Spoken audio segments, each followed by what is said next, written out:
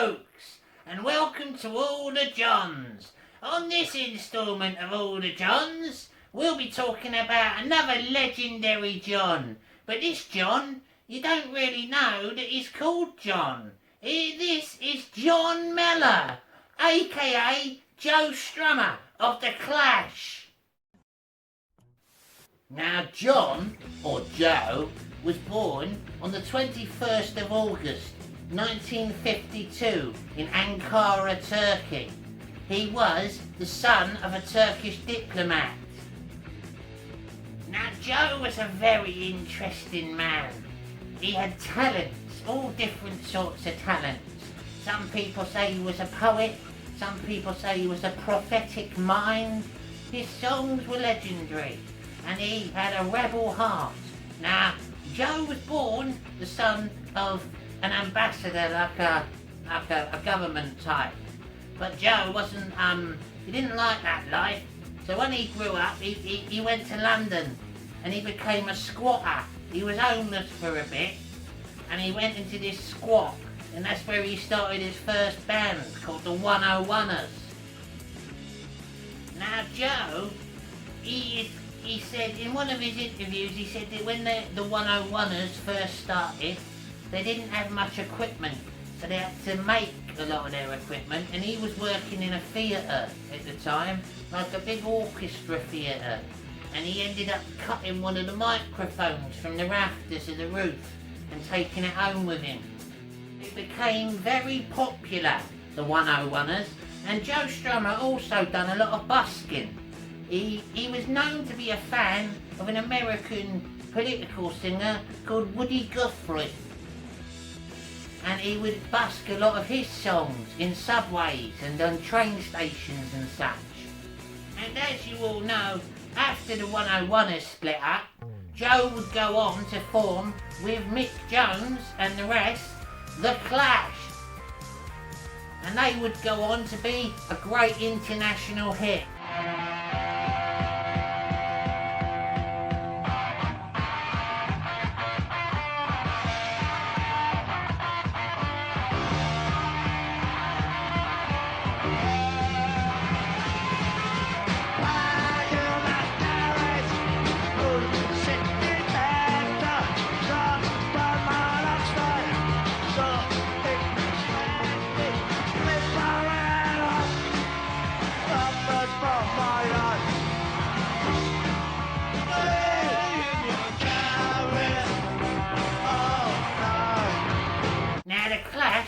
They were a unique band.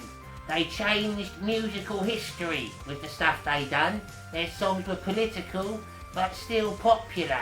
Now, they crossed over into a lot of different types of music, like punk and rock and roll, bit of world music, even a little touch of reggae.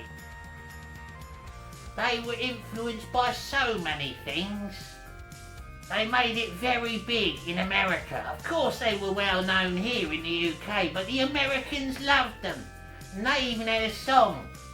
And it was dissing America. It wasn't dissing the American people, mind you. It was dissing the government and their corrupt ways. A bit like our government. A bit like, in fact, like YouTube a little bit. YouTube, I've noticed lately, they've been stealing my likes off my videos. Now you got to help Johnny out. What's that all about? So if you can, please subscribe and like my videos just to teach YouTube a lesson. Now the bassist of The Clash, he was more influenced by reggae. He was a bit of a caner. So when he was making his songs on his bass guitar, he'd listen to like cool reggae, like Johnny 2 Band, stuff like that. Old school stuff. Because The Clash liked multicultural music. They look back in them days when The Clash were coming up. There was a big Jamaican influence in London. It was part of the Windrush generation. They'd come over and they'd influenced the music scene. They had lots of dance halls and DJs doing underground raves. It was amazing. The Clash, they had a bit of a turbulent career. They split up a few times due to personal issues, usually inter-band arguments. Joe, he formed his own little bands now and again. He had one called the Latino Rockabilly War, and he went off and he was the lead singer of the Pogues for a little bit. He covered Shane MacGowan when he went off on a drinking binge. Now Joe had even been known to star in movies. Not very well-known movies, but he had been in movies with pretty good well-known actors actually. If you look it up, there's a few where he's in a film with Mr. Pink from Reservoir Dogs. I'm not quite sure what it's called, but look it up. I also recommend a little documentary about the Clash. It's a real documentary that was made about them, starring them, and it's called Rude Boy. It's a good little film. It shows the story of this little sweaty roadie that follows them around. People that control it, then there, as you said before, like some people are gonna be riding around in the black cars. So all I want to do is make sure that I'm riding round and not fucking walking. Ray, his name is, but I called him Slob Ray because he's always wearing this like dingy green coat and he's all depressed and sweaty. But it's a good movie. It's a good movie. It actually got the Clash in it, so it's quite with the times. There's a bit of the political background, shows you the era. It's a good one. Now, John, or Joe, had a lot of mixed influences, as I say.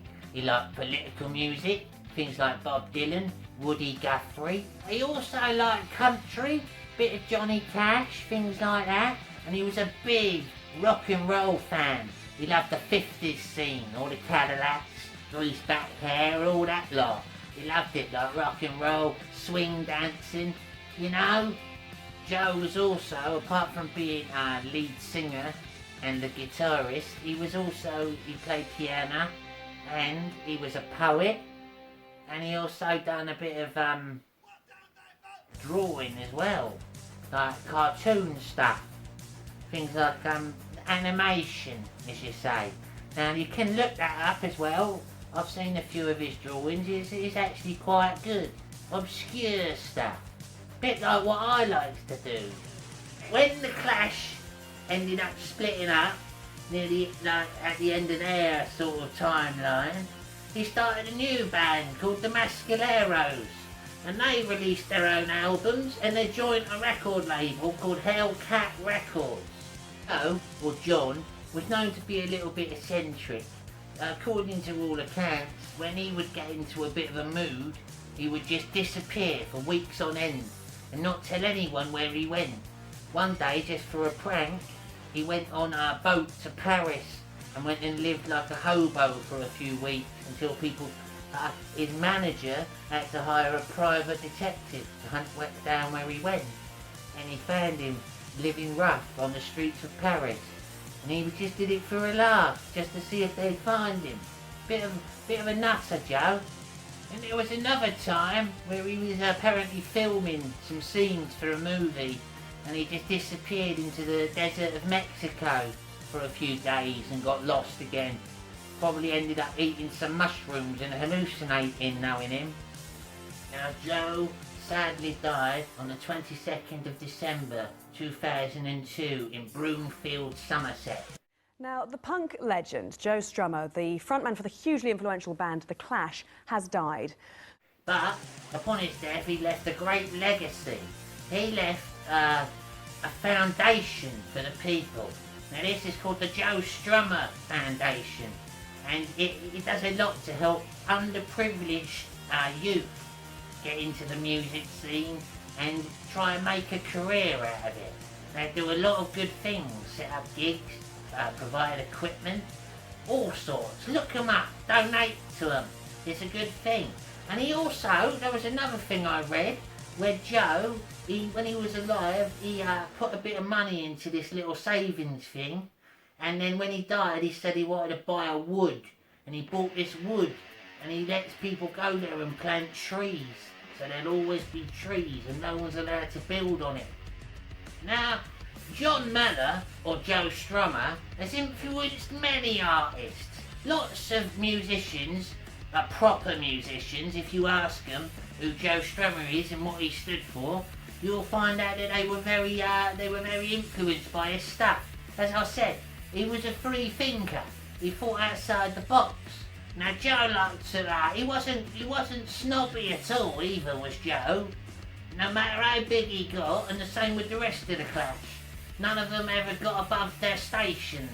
You see, Joe used to go to Glastonbury, usually every year when he was alive. He used to go to Glastonbury, and he'd set up a little camp at Glastonbury, and he used to make a big flag, and he'd sit around this flag telling stories and playing songs, and he'd invite people from all over to come and sit down by his little fire. So my final thoughts on Joe Strummer. I'm a big fan. I likes punk, and I think that he was one of the. If you're gonna look at punk music as a whole, from the eras that it was created in, you would call him one of the godfathers of punk. To be fair, people like Johnny Rotten, the Ramones, and a few people in their era, you know, the hardcore punks, old school punks. They were just amazing. They were the leaders of the way. Joe in particular, he kind of crossed over punk. He wasn't just a punk, so don't just label him a punk, because he wasn't. He was more than that. He was kind of like, it's hard to label. He was one of those people that went with the flow. He changed he had different characters, different personalities. He liked to experiment with artistic things, push the boundaries, look around a bit, step outside the box. And that's what attracted me to him. Now, I do like the Clash, not one of my favourite bands, but that's mainly what attracted me to do John or Joe, because he's a very unique person. Look into his life, very unique person. He helped a lot of people, he created a lot of things. He probably doesn't get enough credit, to be fair, in the music world, apart from other musicians and things bigging him up, some of them. But yeah, he changed the scene. He changed the scene. I'll give him a 9 out of 10 for a singer, a band star, or whatever you call him, a celebrity, singer, entertainer. A 9 out of 10. Thanks for watching, folks. And remember what I said about YouTube. Sneaky little bastards, taking my likes away. Poor old John. What have I ever done, eh? I mean, you might not like me, agree with me or not. Is it fair that I'm putting my effort in, making videos just for some people to be entertained? And YouTube come along and think, oh, we can't have him getting big. We'll take his likes away so they never see him. Yeah, not like I even want to get big, but it's just the principle. It's just cheeky. Anyway, thanks, folks. I'll see you soon on the next instalment of All the Johns.